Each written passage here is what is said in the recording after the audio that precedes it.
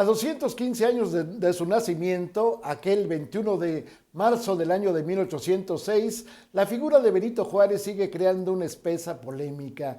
Hay quien dice que era un anticlerical radical, que era enemigo de la Iglesia Católica. Sin embargo, se aduce, por ejemplo, el hecho de que Benito Juárez estudió en el seminario de la Santa Cruz, allá en Oaxaca, pero después terminó sus estudios de abogado en el Colegio de Ciencias y Artes de Oaxaca.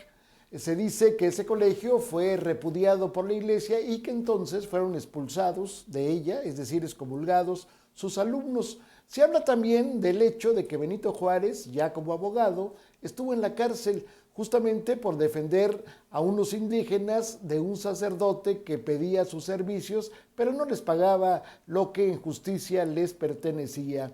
Sin embargo, hay que decir que Benito Juárez no sería temerario pensar que era devoto de la Virgen de Guadalupe, pero sí era respetuoso de la creencia del pueblo. Así, Benito Juárez, cuando viene la ley de reforma que expropia los bienes de la iglesia, decide que la basílica se quede tal como estaba, que no se lleve ni un solo vaso sagrado, ni un solo cuadro, ni una sola reliquia que estuviera dentro. Al mismo tiempo, Benito Juárez ratifica que el 12 de diciembre de cada año sea dedicado a la Virgen de Guadalupe como día de guardar. Y al mismo tiempo también una de sus hijas, que por cierto tuvo 9 hijas y 3 varones, 12 en total, una de sus hijas se le puso por nombre Guadalupe. Se dice también que Benito Juárez era un hombre estoico, que era un hombre casi una esfinge, que su corazón era de hierro. Y se aduce el hecho de que estando a las puertas de la muerte Maximiliano, estando ya lista la sentencia para ser fusilado, pues en ese momento recibió a la visita de la princesa de Salzán, recibió la visita de la señora Concepción Lombardo de Miramón, recibió también una carta, ni más ni menos, que del libertador, del unificador de Italia, Josep Garibaldi. Al mismo tiempo recibió otra, aunque hay que decir que esta fue extemporánea. Llegó después de que se había ejecutado ya Maximiliano, del gran Víctor Hugo, el escritor francés de Los Miserables. Resulta que Benito Juárez efectivamente no perdonó a Maximiliano, pero Benito Juárez sí era un hombre de corazón. Cuando muere Margarita Maza, su esposa, su compañera de toda la vida, él llega el momento en que manda a comprar una caja de 260 pesos, lo que era una fortuna, sobre todo para un hombre austero como él. La caja se pone a un lado de la cama donde había muerto Margarita, justamente en la calle de Puente Levadizo número 12, que después sería en la colonia San Rafael. En ese momento, cuando ya llega la caja, se paran 2 generales, Manuel Negrete y Aureliano Rivera, para cargar el cadáver de Margarita y depositarlo en la caja.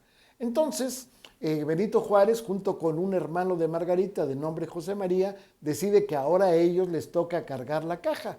Empieza el proceso y apenas llevaba 3 pasos cuando Benito Juárez se siente fatigado y suelta un río de lágrimas diciendo: ya estoy viejo, ya no puedo.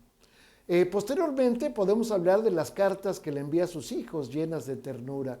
Una tercera cuestión que nos habla la polémica es que Benito Juárez era un hombre que no respetaba la ley. Se dice, por ejemplo, que el hecho de que haya estado 8 veces en la presidencia de la República, pues era un acto absolutamente ilegal. Sin embargo, lo cierto es que Benito Juárez en sus 8 presidencias jamás quebrantó la ley. Él era tan respetuoso de la ley que de pronto, cuando muere su hija, Guadalupe, por cierto, a los 2 años, se había secularizado los panteones allá en Oaxaca. Él era el gobernador, podía tener derecho a que su hija siguiera siendo enterrada en sagrado. De acuerdo con la ley, se exceptuaban los gobernadores. Sin embargo, él quiso que su hija se enterrara en un panteón de carácter civil. Como nadie podía cargarla porque las gentes tenían miedo de estar en alguna forma enemistándose con la iglesia, Benito Juárez cargó él solo el ataúd, lo llevó y finalmente con su familia hizo la inhumación. Yo diría que Benito Juárez, sí, un hombre polémico, pero un hombre vital para conocer la historia de México, para entender por qué México es un país que tiene una figura que es la iglesia o las iglesias y otra figura que es el gobierno. Separar ellas ha sido un acto verdaderamente, vamos a decir, valioso, no para una, sino para las dos partes.